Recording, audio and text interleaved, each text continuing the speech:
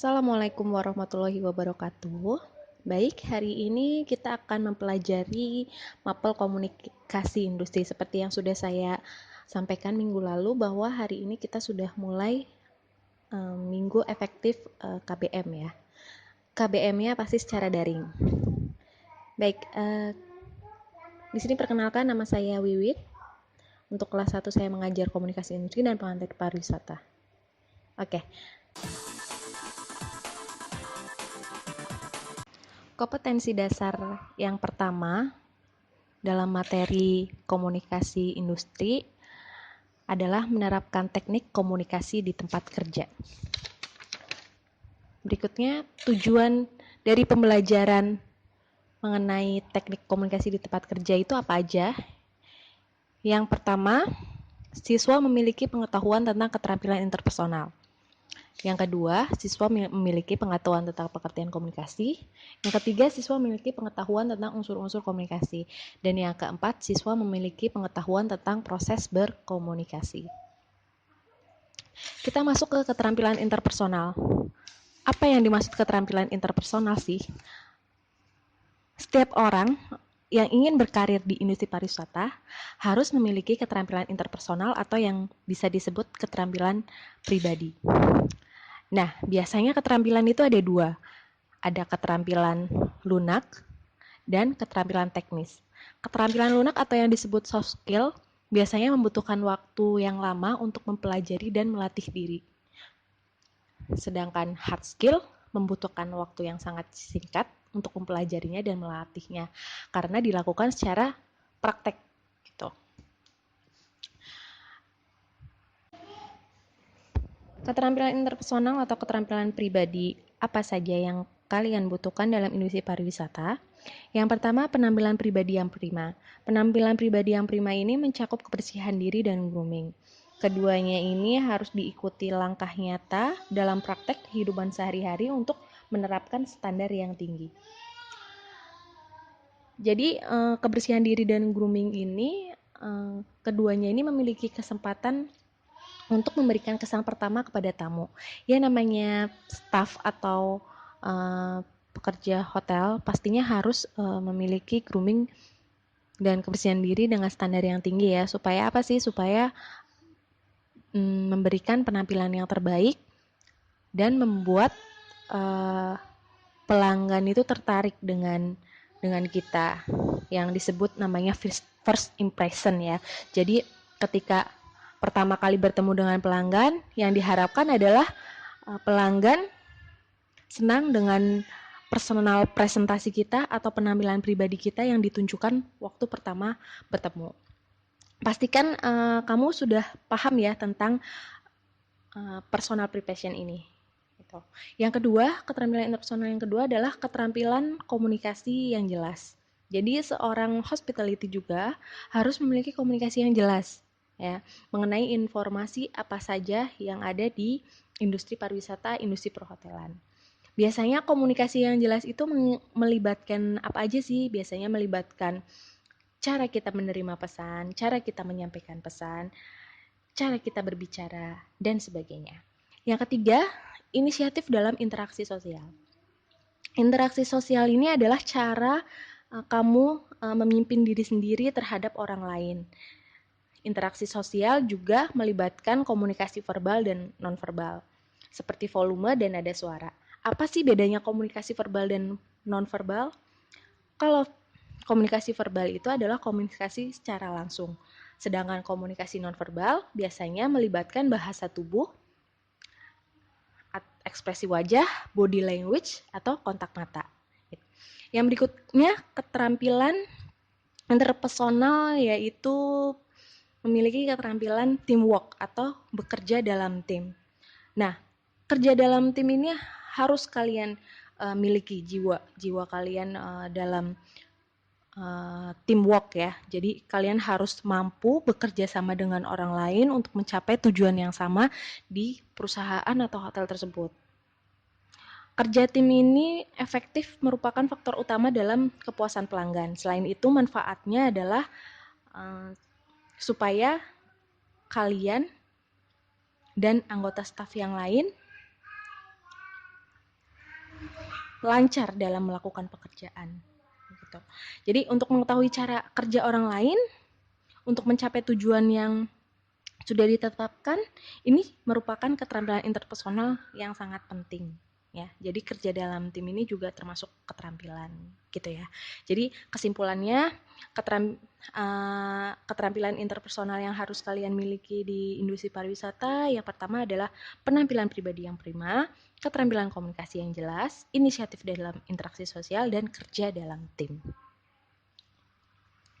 Nah, di sini saya kasih contoh mengenai grooming, penampilan diri, atau personal presentasi seorang staf hotel.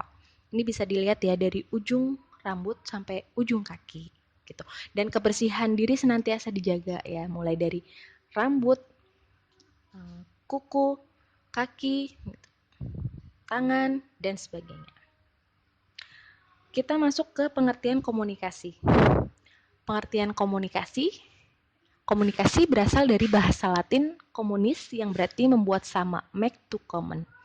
Komunikasi dalam bahasa Inggris communication artinya suatu pertukaran informasi, ide atau konsep perasaan. Menurut modul PRT, lembaga administrasi, komunikasi adalah menyampaikan dan memahami pesan dari satu orang kepada orang lain. Komunikasi merupakan proses sosial. Jadi kalau kita ambil pengertian dari ketiga ini, bisa diambil kesimpulan bahwa komunikasi adalah suatu proses, kegiatan, usaha menyampaikan pesan, ide, persamaan, proses sosial, dan memahami pesan orang lain. Berikutnya, unsur atau proses komunikasi. Komunikasi terdiri dari 5 unsur pokok yang saling menunjang ya. Unsur-unsurnya ada di gambar ini. Yang pertama, komunikator. Komunikator adalah orang yang menyampaikan pesan atau berita. Yang kedua, komunikan. Komunikan adalah orang yang menerima berita. Yang ketiga, pesannya. Pesan ini biasanya berupa inti atau berita yang mengandung arti. Yang keempat, transmit atau media. Transmit atau media ini adalah kegiatan menyampaikan, mengirimkan, menyebarkan, dan meneruskan dalam bentuk penyampaiannya berupa tulisan, lisan, lambang, isyarat, atau kalau misalkan sekarang semua itu bisa didapatkan melalui sosial media ya, sosial media atau lain-lainnya gitu ya. Itu yang dimaksud dengan media. Yang terakhir adalah feedback. Unsur komunikasi yang terakhir adalah feedback. Feedback di sini adalah keluaran yang dihasilkan berupa tanggapan atau respon.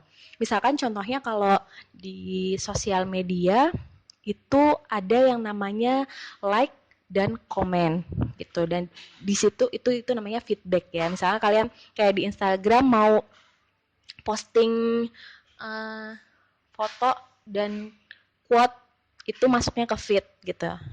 Nah, di sini namanya feedback ya. Feedback itu keluaran atau tanggapan. Nah, ini di sini adalah pesan ya. Jadi ini di sini ada jenis pesannya. Pesannya itu biasanya yang disampaikan mulai dari bentuk pesan. Misalnya kalau bentuk pesan itu biasanya lambang komunikasi. Nah, kalau di WhatsApp misalkan lambang komunikasinya apa sih? Emoticon gitu ya. Makna pesan. Makna pesan itu bisa berarti denotatif atau konotatif. Terus penyajian pesan. Penyajian pesannya ini bagaimana cara menyajiannya, bagaimana struktur penyajiannya. Nah, ini ada nonverbal sama verbal juga, ini termasuk komunikasi ya. Komunikasi itu kan ada dua, nonverbal sama verbal. Kalau nonverbal ini lebih ke komunikasi yang mengeluarkan suara, mimik, dan gerak-gerik, body language itu ada di nonverbal. Kalau verbalnya ini adalah melalui bahasa lisan, bahasa tulisan, atau secara langsung. Gitu. Baik, jadi itu semua materi yang bisa saya sampaikan hari ini. Kesimpulannya yang kita dapatkan dari semua materi ini bahwa pengertian komunikasi ini adalah suatu proses kegiatan atau usaha untuk menyampaikan pesan ya, ide, persamaan, proses sosial, dan memahami pesan orang lain. Dan kemudian keterampilan interpersonal ini tadi udah disebutkan, sudah saya jelaskan juga. Mudah-mudahan kalian bisa langsung menerapkannya di rumah ya. Bagaimana sih kalian harus personal presentasi, berpenampilan pribadi yang baik. Gimana kalau misalkan yang perempuan, gimana mulai belajar make up gitu. Dan untuk yang laki-laki, untuk bisa menjaga kebersihannya, karena kalau yang laki-laki biasanya kalau di hotel rambut itu pakai pomade dan gak boleh panjang gitu. Dan yang berikutnya unsur komunikasi, ini udah tahu lah ya, komunikasi, unsur-unsur komunikasi ini ada komunikator, message, transmit, feedback gitu. Dan jenis penyampaian pesan itu tadi yang bentuk pesan, makna pesan, penyajian pesan, komunikasi nonverbal dan verbal. Itu dia materi hari ini mengenai komunikasi industri. Subbabnya adalah keterampilan interpersonal ya. Semoga bermanfaat materinya dan di akhir pembahasan ini nanti saya minta tolong kalian untuk mencatat, merangkum atau mereview penyampaian materi yang saya berikan tadi, yang saya sampaikan. Kalian catat apa yang kalian dapatkan dari materi saya, ilmu dan pengetahuan apa yang kalian dapatkan, kalian catat di buku tulis. Nanti dikirim catatannya, kalian foto ya. Terus nanti saya akan kirim link yang akan saya share di forum GC. Langsung dikerjakan, batas waktu pengiriman hari ini jam 5 sore. Terima kasih, sampai ketemu di minggu depan pertemuan kedua, dan besok kita masih ketemu lagi di pelajaran pengantar pariwisata. Terima kasih. Assalamualaikum warahmatullahi wabarakatuh.